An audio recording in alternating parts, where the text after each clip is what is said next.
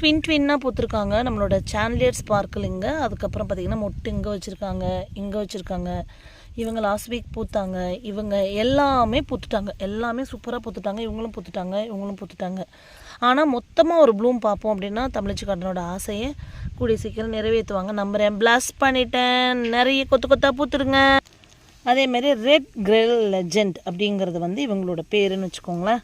அவ்வளோ அழகி இவங்களை வந்து என்னென்னா எக்ஸாட்டிக்ஸ் எல்லாம் ஒரு பெரிய 18x18 பாட்டில் வச்சுருப்பேன் நான். இது வந்து என்னென்னா இப்போ பூக்க எடுத்து மாற்றிடலாம் அப்படின்னு வந்து நான் இப்போ சேஞ்ச் பண்ணிகிட்ருக்கேன். உங்களுக்கு தான் தெரியும்ல 2025 சிங்கிள் வெரைட்டி சிங்கிள் பாட் ப்ராஜெக்ட் போயிட்டுருக்குன்னு சொல்லிட்டு. இது ரெட் கிரேட் லெஜெண்ட் எப்படி இருக்குன்னு பார்த்தீங்கன்னா இப்படி கப் ஷேப்பில் டியூலிப் மாதிரியே இருப்பாங்க, ரெட் டியூலிப் மாதிரியே இருப்பாங்க. ரெட் டியூலிப்னால் நான் சொல்கிறது ரியல் டியூலிப் ஃப்ளவர் இருக்குதுல்ல, அந்த மாதிரி தான் இருப்பாங்க. உங்களுக்கும் பார்க்க அந்த மாதிரி ஃபீல் ஆகுதான்னு சொல்லுங்கள். பியூட்டிஃபுல் ஒன், அப்படியே ஒரு ரெட்டு கப் ஷேப்பில் இப்படி தான் இருக்காங்க, இந்த மாதிரி தான் இருக்காங்க ரெட் கிரேட் லெஜெண்ட் அப்படிங்கிறவங்க. ரொம்ப அழகி, ரொம்ப அழகி. இப்போ மத்தியானம் ஆகிடுச்சு, வெயில் எப்படி இருக்காங்க பாருங்கள். இப்போ இந்த ரெட் கிரேட் லெஜெண்ட்டை ஃபுல்லாகவே அப்படியே எடுத்து பாட்டில் மாற்றி விட்டுறலாமா அப்படின்னு ஒரு யோசனை இருக்குது எனக்கு.